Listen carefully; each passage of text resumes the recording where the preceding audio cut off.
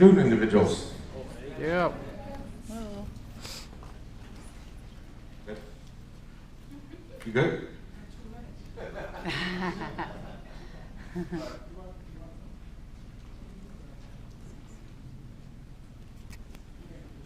Well, I'm going to proceed.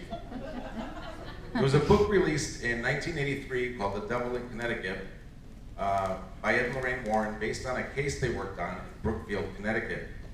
The story revolved around an 11-year-old boy that was suffering from demonic possession.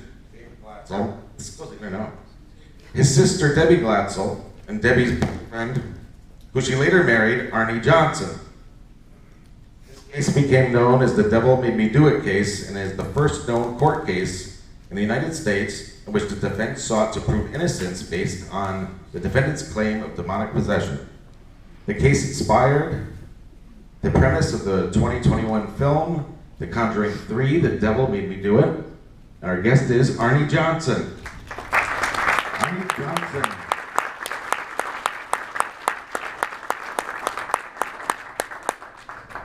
So it's going to be a little Q&A, so any questions? Maybe have a question? All right, we're done here then. All right then. No. In the back first. What was the outcome of the trial? What did the judge find? The outcome of the trial, they never allowed the actual demonic case in the court. So the outcome of the trial was that I was found guilty of 10 to 20 years.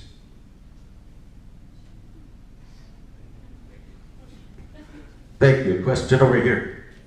Do you remember how you felt when you were under possession? Actually, when it took place, I have no recall of what happened. I was walking down the stairs, and the next thing I know, I woke up and I was in a jail cell. So I have no recollection of actually what happened. For anyone that's not familiar with the case, what exactly happened? It's about a case when I rented a house in Newtown to move my family from Bridgeport to Newtown. We were all moving in, and the little boy was pushed onto a waterbed. So we didn't know that at the time. He ran outside, and I said, Dino, what's the matter? Why don't you come back in and help us unpack? And he goes, I'll never go back in there again. So later that evening, we went to the Brookfield house, which is in Brookfield, and he came out with his brother Alan and started telling us what was going on. We had left our old English sheepdog at the other house. He told us that a man with a plaid shirt, gnarly teeth, had hooves, and it pushed him onto the bed and threatened to take his soul. So he started to proceed to tell us that the dog was tormenting the old English sheepdog, who's at the front door scratching at the doors, paws were bleeding to get out. And then there was another room that was downstairs that he ran to that was locked up. He was scratching at that room door, and paws are bleeding. Next thing he said, the dog's in fear, he's laying in a puddle of his urine in the middle of the floor. I said, did you have a nightmare? Or he goes, no, I can see over at the other house right now. So the next following day, when I went there, I opened up the front door, the dog was laying in a puddle of urine, the scratch marks around the front door with the blood stains, and down in the back door as well. So then he said he's going to come after me for telling you guys this. So when I saw that, that confirmed what he was seeing psychically, or was being projected to him. And I believe something strange was actually going on, something more than we know. So then, as the case went on, we had priests come in. We went to a picnic, and the demon was always, we called it the beast, was hanging outside trying to find a way to get in. The mother always had it crosses around the doors, windows, and kept the house blessed. So we came back from a picnic. When he got out of the car, he goes, he finally made his way in the house. I'm not going in the house. So we went in the house, he finally came in. I talked him to come in. And then that's when physical things like orbs were flying through the rooms, through the sky, in the living room, kitchen, moving of things, just to let us know that it was there. Rocking chair, rocking back and forth. So we were looking for help. What we did when we were looking for help, we had went to the priest. They came and did a blessing of the house, burned incense, and did their ritual. So things started to proceed and get worse. Where he was being actually physically attacked. He was sitting in the middle of the floor, got slapped in the face, slid across, handprints appeared, being choked to where he was holding hands and his knuckles were actually white from squeezing something that you couldn't see. So we did what the priest had told us to do. We used holy water and said prayers to try to keep this entities from hurting him. As the case went on, we finally, one of our neighbors had went to an Ed and Lorraine lecture, and that's how we got a hold of Ed and Lorraine. And then from that point, the priest also knew Ed and Lorraine, so they also contacted them. They came up the first night with, it was Ed and Lorraine and the psychiatrist. He was actually tripped outside before he walked into the house by an unseen force. David was sitting at the table as they came in to check David out. You know, the psychiatrist had him go in another room, pulled out objects, and he would identify what they were, and talk to him to evaluate him. The next thing, when he was sitting, he was doodling at the table, drawing heavy equipment. So then he looked up at the Ed and said, "The beast tripped you." And he and asked him, "Is the beast here today?" And he said, "Yes." So Ed started to do provocation, provoking, and he, David had told him that the beast said he was going to throw him out the window. And of course, Ed responded, "Well, if you're strong enough to throw me out the window, please do." Next thing, the kitchen table rose up in the air and started vibrating violently. Chairs started flying around, and Ed goes, "Oh, that's a nice show of power, but I thought you were going to throw me out the window." And Lorraine was all this time just walking around and discerning, and she had saw that there was some presence in the house. And then it proceeded further than that, and it started to come under demonic possession, where he would speak in tongues, body swell, and all we could do was I tried to shield him with my body from the beatings, say prayers, and do whatever I was told with the holy water, holy salts, and the oils. Finally, we had like 3 exorcisms, and this went on for many months, almost like 24/7. Those possessions were too violent in the church, the pews. They were so violent they were afraid of losing David and him dying through the exorcism, so they stopped. There was another time in one of the exorcisms that a ward tried to capture or hold the demon at his office, and the demon there was so powerful that he had to back off. He tried to confine him so we could get him exercised. And this went on for quite a long time. Through one of the possessions, I had actually stood up and I challenged the demon. I said, "Look, leave this little boy alone and take me out," which was a mistake that I had made. But I did it trying to protect him, feeling I could handle it better. So everybody told me that was a grave mistake. Father Virgil acted the exorcism in the rain, and then over time it started to challenge me and take me out. There was instances where David predicted, he goes, "When you go to work tomorrow, be careful, because he said he's going to hurt you." I was a tree climber. So I was up in a tree, pruning a tree, my knot totally untied, and I fell and bounced off of branches and my foot got caught in the V crotch, which stopped me from falling and hitting the ground. There was many things in that aspect of it. One time I got in a car and a black mass appeared and the car pointing at a tree. My car wasn't even started. I tried hitting emergency brake and it just flew down the hill. The doors locked, and for some unknown reason it stopped before crashing into the tree. So we had all these kinds of violence attack constantly happening. I know he used to tell us how it would emanate from a well at the Newtown house. So I went to where that well was.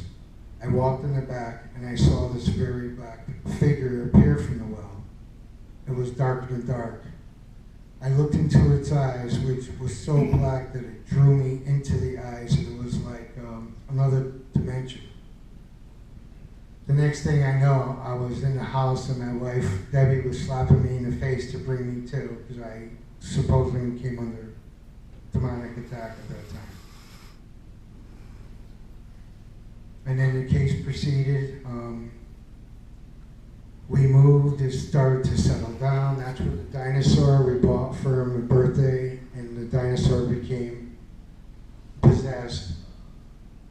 He walked out, the arm picked up in the air, and he said, "You're all gonna die," with a deep voice.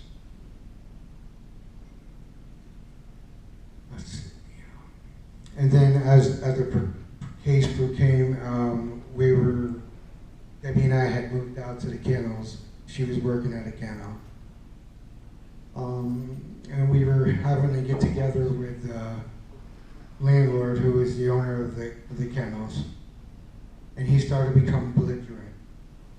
So we said we were going to leave. We had pizza that day. And then we were walking down the stairs, and I don't really recall anything that happened from that point, because when I woke up, I was in a jail cell being charged with murder. My wife and my sister said she stood in between Alan and I, and then I'm only saying this from what I was told. I was growling like a demon, and she said there was no way for the stabbing to happen because they would have got hit before the Alan. Anyway, as the case progressed, we went to court. We tried to say demonic possession. I had all the priests outside waiting to come in and testify. Ed and Lorraine Warren were there. Everybody was there. They would not allow the case. Needless to say, we had to go with like a self-defense. It was a forced case. And I ended up getting 10 and 20 years. Went to prison. When I was in the cell, an ashtray slid across the table, and I heard a voice appear or say, "You lose." And then I did my time with the family. David finally had his final exorcism. He had to go to Canada to get it. And he was finally freed. And I'm here today.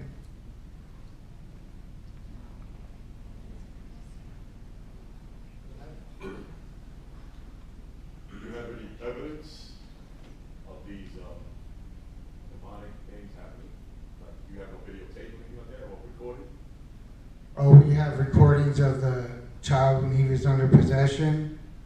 He actually levitated from his bedroom into another room. They have all that documented. I think if you've seen The Conjuring 3, you heard the live tape at the end of the movie. So yes, this was very powerful. The strength was unbelievable.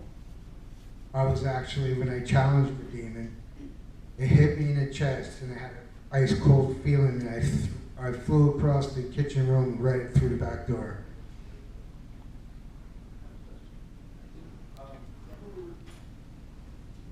Me and your wife Debbie I was talking to you at one of the events, and she was telling me how you got thrown through a door and you had to. Yeah, I just said it. I missed it. Sorry. You heard it, right? Sorry. Yeah. I was mesmerized. Yes. Yeah. The dinosaur that you gave the boy David, when the fact the Warrens took that and brought it back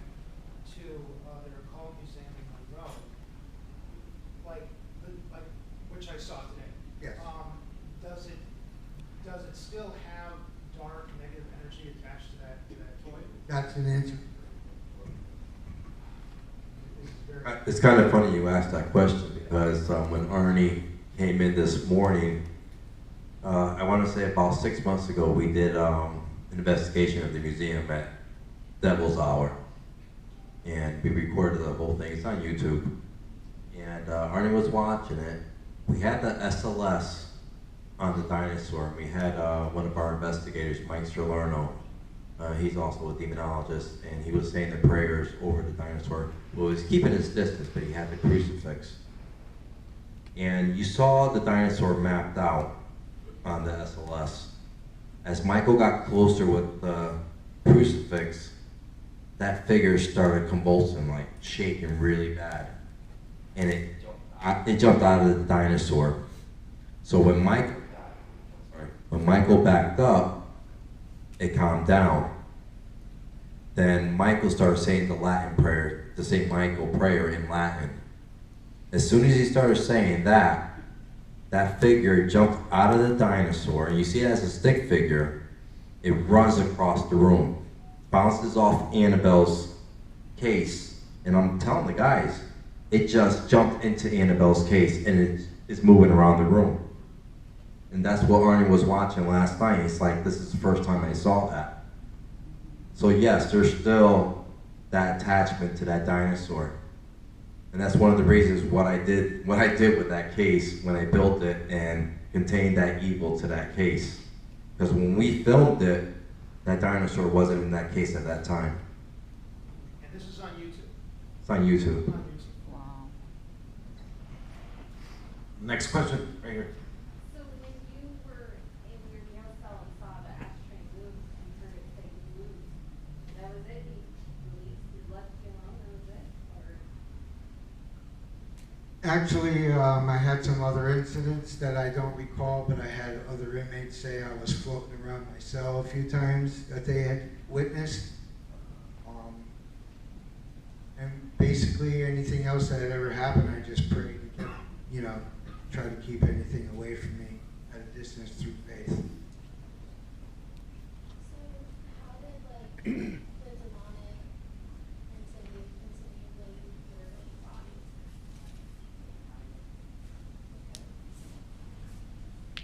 Whenever I came to, when I was under, that I didn't know about, I was always in a different location, so I guess when it had left, that's when I came to, and you don't know. Like when I woke up in the jail cell, I had a slash mark across my upper chest, all the way across with high welts. And then like an hour or two later, it was gone. Anybody else? Are you ever scared that you might be in contact with this entity again? Like, do you ever get scared that you may see it or interact with it another time? I've had sleep paralyzation happen to me. Sometimes you have object moves, but I don't give it recognition. I know how to protect myself through covering myself in a white cloak, saying the prayers. So basically, my faith has grown so strong that I'm able to defend myself through prayers. Does it ever affect anyone else in your household, like your wife, Debbie? She used to have some experience, but she has passed 6 months ago. Oh, I'm sorry. Oh, that's okay. You didn't know. But she had some experiences, and she knew how to take care of herself as well. I just want to say I really enjoyed your interviews, you and Debbie, on Shock Docs and A Haunting. I thought they were some of the most intriguing episodes on any Shock Doc or The Haunting. I thought you guys did really excellent on those interviews. Oh, thank you very much. Were you involved in the production of the film, and do you think the film is accurate to what you experienced? I was involved with the film. I went down to Hollywood and Georgia. The film was based on Ed and Lorraine, and they tried to make it different than what the case was. So it's probably 5 to 10% accurate, I would say, as far as certain things. You know, they went on their own little tangent, which it was good. It was part of the Conjuring series, so they were going to do what they had to do, and they also took some liberties.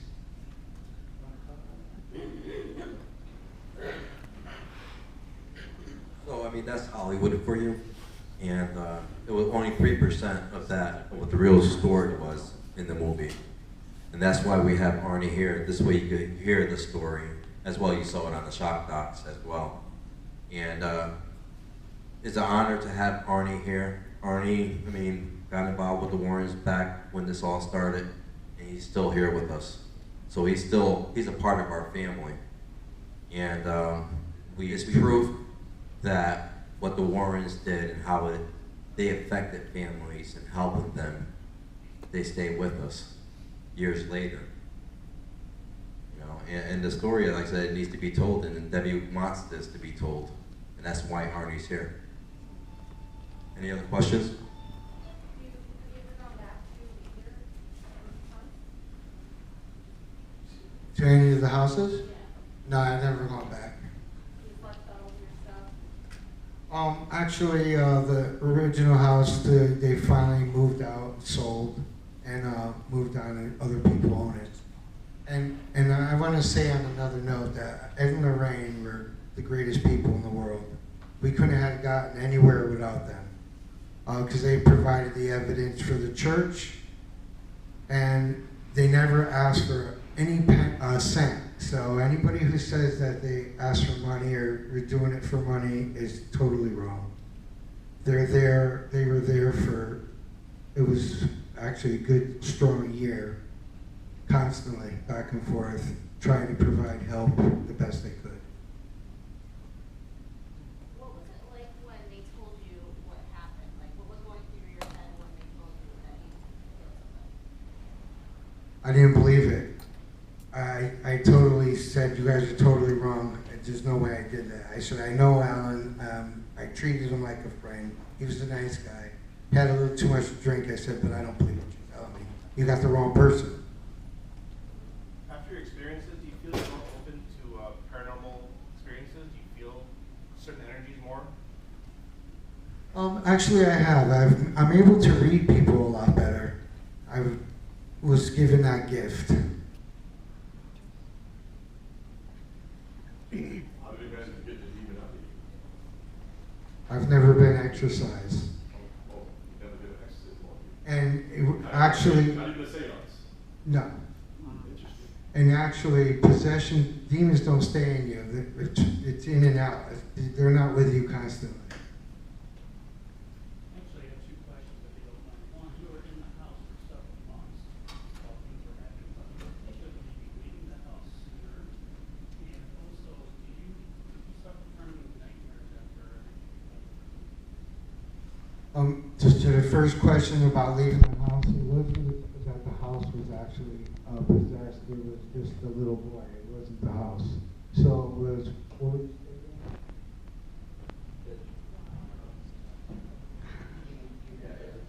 So, like in any haunting or a location, the property has energy. And it depends on the family that moves into the house or the person that's attracted to that energy. Like if somebody has autism, and they're a pretty good person, they're innocent, right? Their light bright, shines brighter than you because they have less sin. So good is attracted to it, and evil is attracted to it as well. They're like you put a light in a dark tunnel, they're gonna shine and it's gonna gravitate to you. So that's what happens in a haunted house. You can have a family move in there, just like Amityville. After the Lust moved out, another family moved in. They didn't experience any activity. But if you have a family move in there that the father is an alcoholic, there's many issues there, he's gonna get affected because he has a kink in his aura. Like Lorraine used to say, we all have an aura, and our auras could be different colors or bright. But if you have issues like with drugs, alcoholism, if you hurt somebody, really bad, you create kinks in your aura. And that's how the demonic gets in, and it tries to destroy you. Not only is it trying to destroy you, it's trying to destroy your family. Because the demonic, Satan, the devil, does not like us, does not like the image of us, because we're created in God's image. So he wants to destroy us. I heard that it's not just autism, it's also anyone who's using drugs and alcohol. Yeah, that's what I just said, yep. Yeah. Yep, so that's how it happens. I mean, like I said, there's a lot of haunted locations. There's a lot of history in properties and land. I mean, been around for a very long time. The demonic's been around since the beginning of time. Anybody else? Are you still in contact with David, or were you in contact with him after you got out of prison? Oh yes, he's doing okay, doing his own thing, yeah, and he's good today. Over here? I don't have many nightmares. Just curious. Over here? I'm just curious, because he was talking about how he still had interactions with it, I don't know what you call it, after he was in prison. Yeah. Is that because he challenged it? Yes. Yes, that he challenged it. Yeah. Is And that at that time, and that point, it was still trying to destroy Arnie. It's trying to destroy his mind. It wanted Arnie to die, you know? Mm-hmm. And Arnie found God and strength, and that's why he's here today. Anybody else? Over here. Do you feel any different, like before everything happened? Obviously, other than the emotions, does your body feel different? Today? Yeah. Yeah, I just feel like me, you know. Sometimes when people come under possession, some people never fully heal. I've had clients that been battling diseases and they can never get well. Even after possession, even after an exorcism, it tries to break their body down. And then we deal with these cases because they're always calling us like, oh, now it's affecting my leg, now I found that's in my leg, you know what I'm saying? So they're always, in some way, I don't know if, like I say, it tries to break down your mind, and like I said, it just wants to destroy you. And that's how we get emotionally involved in these cases, and if we get involved in them for too long, they start affecting us. And like Lorraine was saying, it drains you, and you need to back away because it will try to destroy us as well. Are there any court cases after this that accepted that there are considered demonic possessions, or they don't allow that? No, there isn't any that I know of. Anybody else? Do you still have any paranormal experiences? Not very much. Like I said, sometimes object moves. I'll have a paralyzation. When you know what that is when you're sleeping and you feel forced where you can't move. Sometimes I'll have that, but not too often. So, after listening to you today, it seems like the book is more accurate to your story. How involved were you in that process, and what was that process like for you? Yeah, the book is much accurate than the story. Actually, Ed and Lorraine and the whole family were involved with the author on the book. I was locked away at that time, so I never really gave an interview. You couldn't be interviewed at all? They just didn't make arrangements. But I've done, by talking to you guys, I'm telling you my story. Anybody else? Back there. Were you a religious man before everything happened, or after? No, I was religious before it happened. And then you don't expect it to happen to you. And so when it did happen, it was like, wow, this is really real. It made me wake up, and then it did help me to increase my belief, which gave me much more strength. If you don't mind me asking, what is your faith? I'm Catholic. And the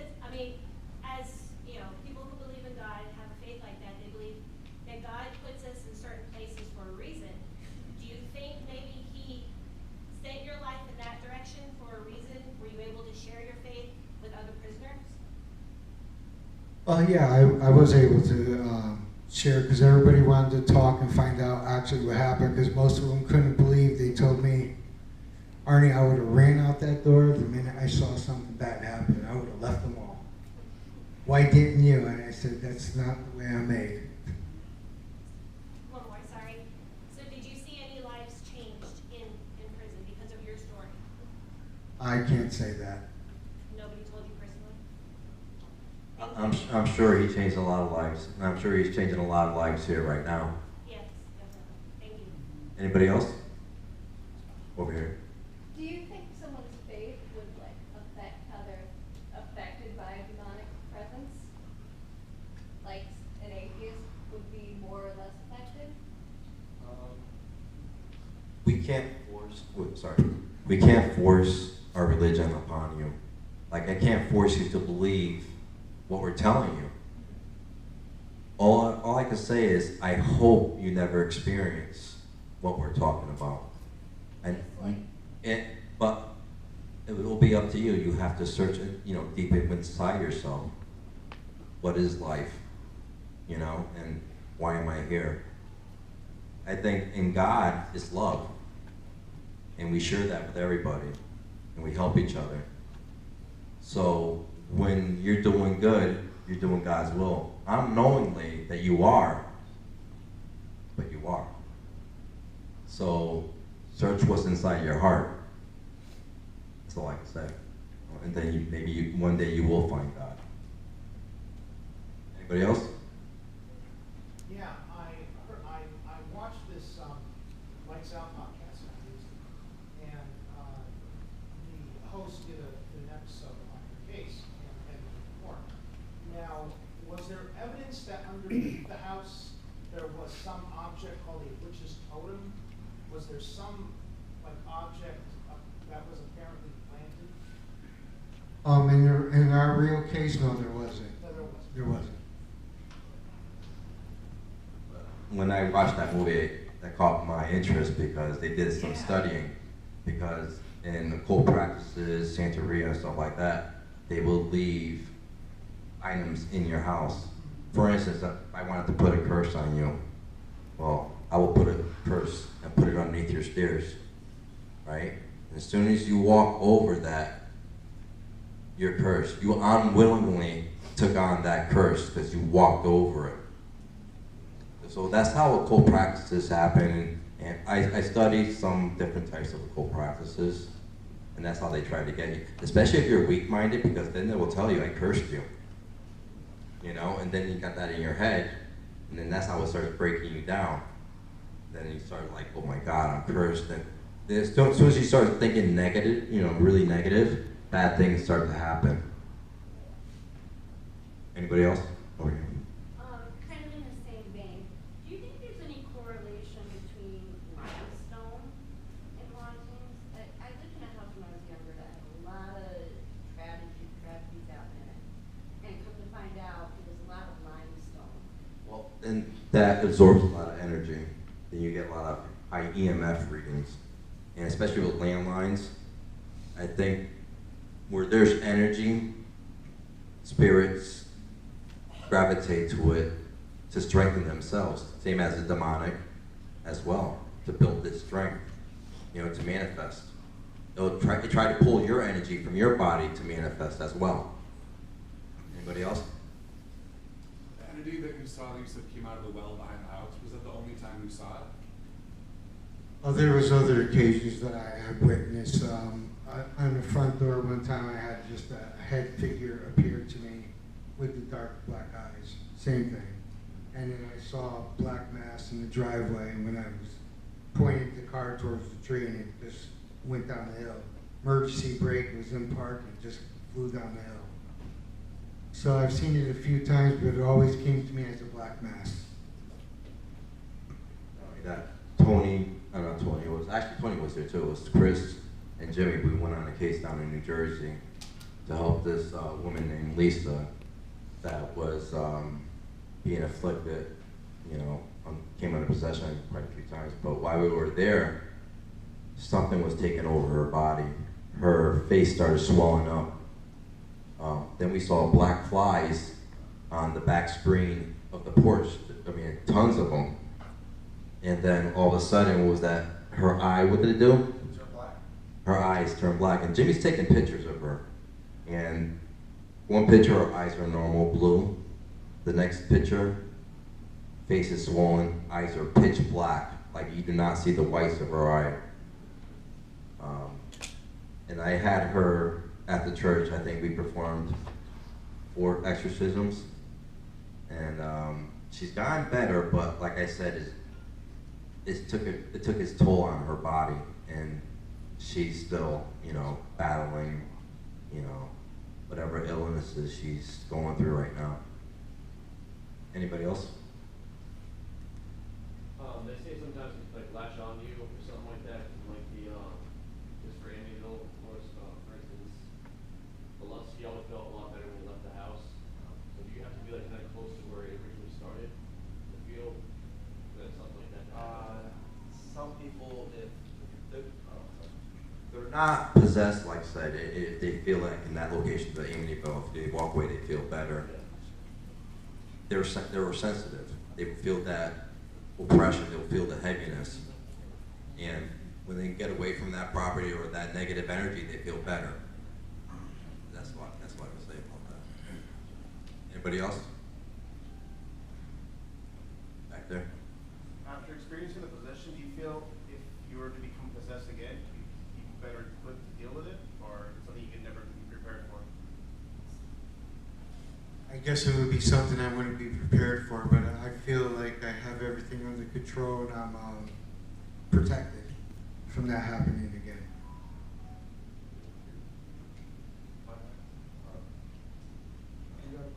Yeah, so the photos that you said that you took of the possessed lady in New Jersey, like, could you release those, or are those like legal reasons you can't release? Photos of Elisa. Like any, like any. Accessible, but we were, I might even have video. We have video and picture. So like, are those recordings out in the public, or No, you don't? no. Like I said, a lot of times that we do help, they don't want us to put that out there. I mean, but we could put some photos out there, but we would have to black out You some know, stuff. you ever seen Men in Black? You ever seen Men in Black with that insect guy, his eyes fluttered the wrong way? It was like that. Luckily, this one got blurred. Another case we went on was down in New Jersey. I don't know if anybody's heard of the Porcelain Chronicles. Have you? Okay.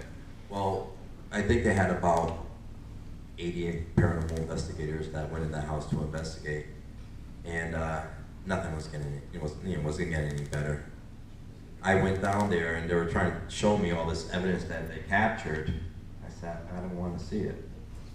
I don't want to hear it. I just wanted to talk to the family. I wanted to see where it all started.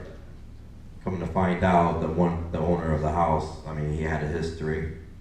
He was involved with, you know, the mob, and he was doing things that he shouldn't have been doing, and figured that out.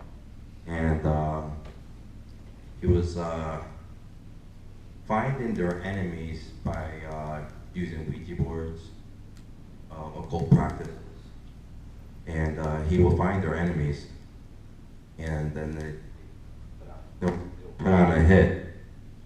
And I can't tell, I don't want to say names or anything like that, but after I helped the family, I mean, they haven't had any more experiences in the house. The person that he was working with, I told him, don't tell him what you told me, because there was a lot of things that he shouldn't have said. And I got it all on video, and it's like, I'm not going to share that with anybody. But then I called him up a few weeks later, and just to see how he's doing. I says, you didn't tell him, did you? Oh yeah, I just got off the phone with him. That was Frankie the Bull. And I said, you know what, don't have Frank call me to, you know, get rid of his demons. But there was one picture that we were in front of the house. I don't know who took the picture, but in the garage, there are blinds, and you see this claw pulling down the blinds, the long nails, and you just see the eyes looking out the window at us. So, and they also said that, you know, there was a portal in the basement in one of the rooms. They were like, oh, you ready? I'm gonna open the door, you know, like they're gonna scare me. We opened, I told them, just open the door. We went in there, we captured some amazing evidence. I think you captured the recording, and it was in a different language, but when you translated it, remember? It was in French, or it was a different language. It was Latin. And it was a prayer. You know, it's like the weirdest things were happening then, with the lights shining really bright in the house after I said the Lord's Prayer in the kitchen. The lights so bright that they thought they were gonna pop. And after that, you felt peace in the house. I don't know what we did or what I did, but they haven't experienced any negative energy in the house or any other hauntings. All right, we're done. Thank you, Arnie, for coming in.